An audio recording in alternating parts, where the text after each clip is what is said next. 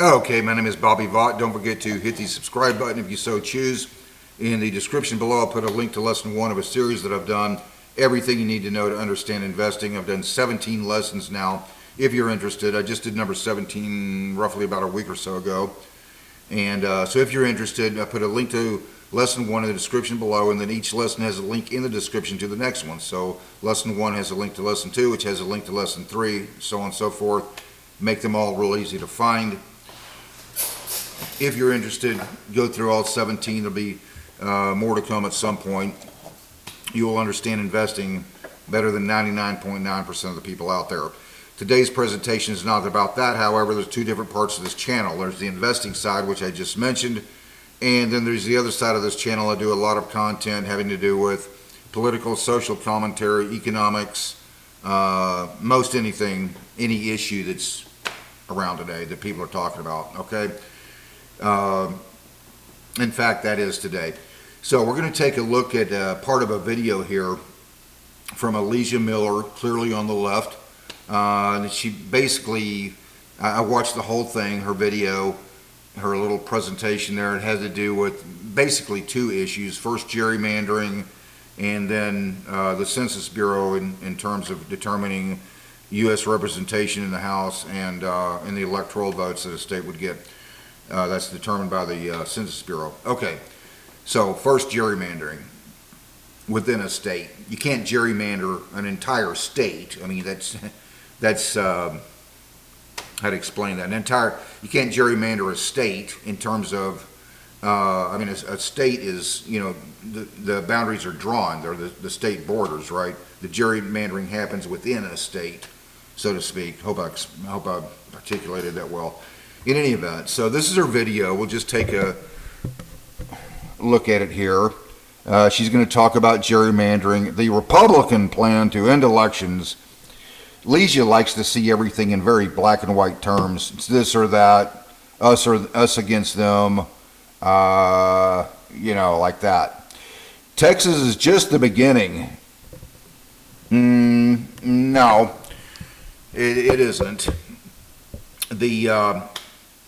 What she's going to refer to here in this video has to do with this recent controversy about the Texas Democrats fleeing the state so that they can't get a quorum to do something, to do some legislation in Texas. Fled to Illinois, I understand. But in any event, Texas is not just the beginning on gerrymandering. In fact, well before Texas became a state, gerrymandering was named after a vice president. He was James Madison, the 4th president of the United States. That'd be Washington, then John Adams, then Thomas Jefferson, then Madison, right? So Madison's one of his vice presidents. First there was George Clinton, and then Elbridge Gerry was his name. He was one of the two vice presidents under James Madison, and the term gerrymandering was named after Elbridge Gerry. Okay, gerrymandering, as you know, having to do with drawing district lines within a state. It can benefit the state legislature. It can benefit. It can, you know, change representation in the U.S. House. Drawing lines within a state. Okay. All right. So, but in any event, so no, Texas is not just the beginning on gerrymandering by a long shot. In fact, it started about many years before Texas was even a state, roughly about 30 years before Texas was even a state. But in any event, so I found this very interesting because this controversy about the Texas Democrats, according to a study, according to a project study done at Princeton University. In fact, they have a website, princeton.gerrymandering.edu. The worst states in terms of gerrymandering, getting a grade of F, there is 1, 2, 3, 4, 5, 6, 7, 8 of them.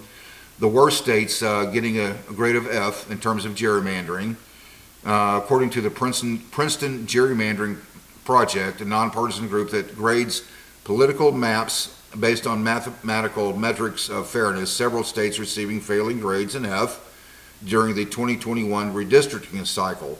These states include, there's going to be Democrat and Republican states on this list. The top three in terms of worst gerrymandering states. Well, number one, Illinois Democrat, Maryland Democrat, New York Democrat. Find it kind of ironic that the place where the Texas Democrats wanted to flee to was the top state on the list in terms of worst gerrymandering. Illinois Democrat. Illinois Democrat, Maryland Democrat, New York Democrat, followed by North Carolina Republican, Ohio Republican, followed by Oregon Democrat, Texas Republican, and Wisconsin. I'm going to call that, Republican Democrat. Both parties would have had various opportunities there. So, in any event, so these F grades, they typically indicate that the maps drawn by state legislatures, I'm just reading the AI overview here, these F grades typically indicate that the maps drawn by state legislatures were designed to give a significant advantage to one party, reduce the competitiveness of districts, and split communities of interest into multiple districts. Yeah, we know all that. The Princeton Gerrymandering Project's redistricting report card uses sophisticated analytics to assess each state's newly drawn maps based on partisan fairness, competitiveness, and geographic features. Okay, so there's some Democrat, some Republican states in there. The top three worst on the list: Illinois, Maryland, New York, all Democrat. Okay, so you get the idea. The likes of Leeja Miller, she clearly loves to get quite selective in her fact finding, and don't kid yourself. I was looking back through her channel just to see other presentations. I'm just so sure that Leeja must have done numerous presentations on her channel criticizing Illinois, New York, and Maryland for those three Democrat states for topping the list as the worst gerrymandered states. Although, darn it, looking back through her YouTube channel, I just couldn't seem to find those previous presentations that she did on the matter.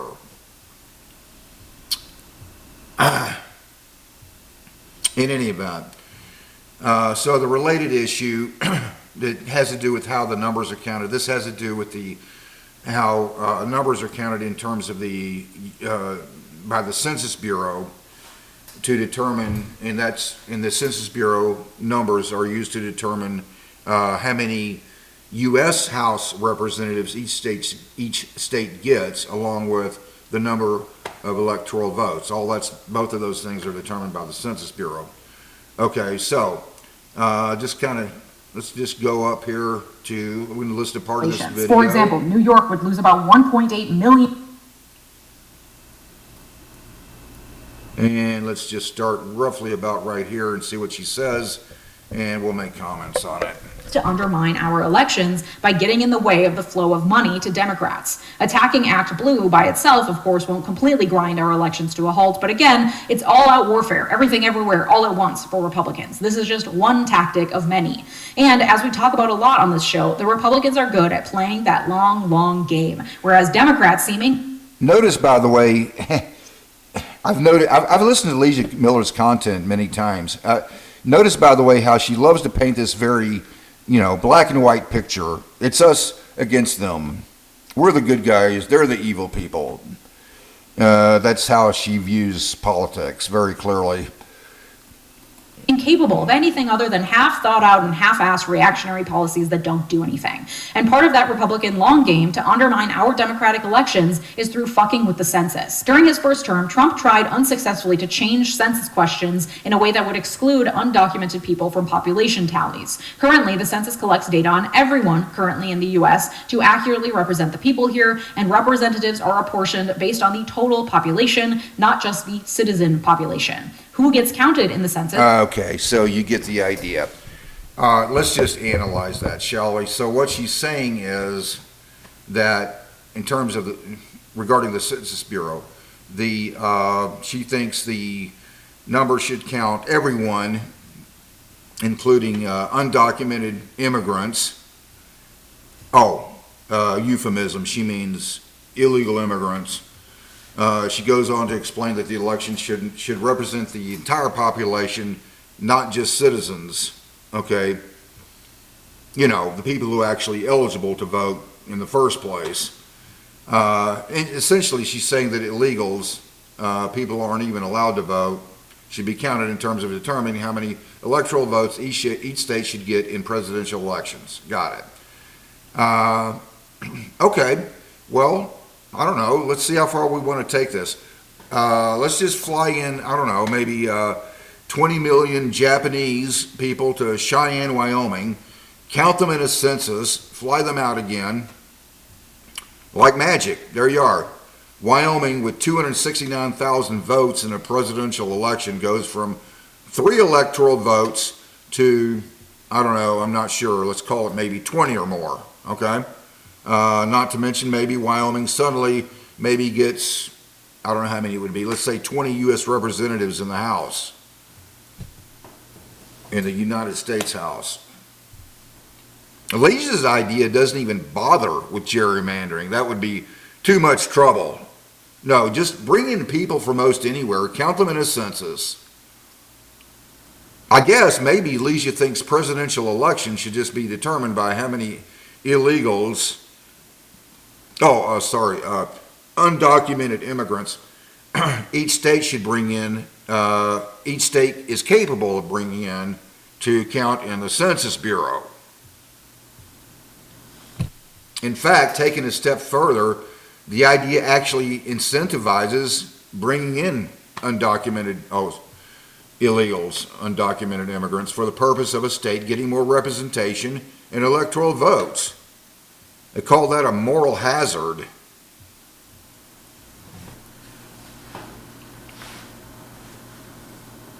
Yeah, keep convincing yourself you're saving democracy, Leeja, while you're advocating that the number of electoral votes each state gets should be determined at least in part by how many undocumented immigrants each state can bring in.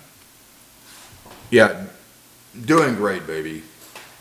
She goes on, I'm not going to play this whole thing for you, but she goes on to equate illegal immigrants with other people who can't vote. You know, like she mentions, for example, people who are not yet 18 years of age. Okay, well, there's a false equivalent. So those minors that she's referring to, while not yet eligible to vote, they are U.S. citizens. That's why they are counted in the census for determining representation, and should be. That is just absolutely fascinating, mind-numbing. Now, let's bring in illegal immigrants and then count them in the census for purposes of determining how many electoral votes each state should get, as well as how many representatives they should get in the United States House. And she's okay with that, while she's convincing herself that she's, you know, saving democracy. Yeah, and cows flap their ears and fly.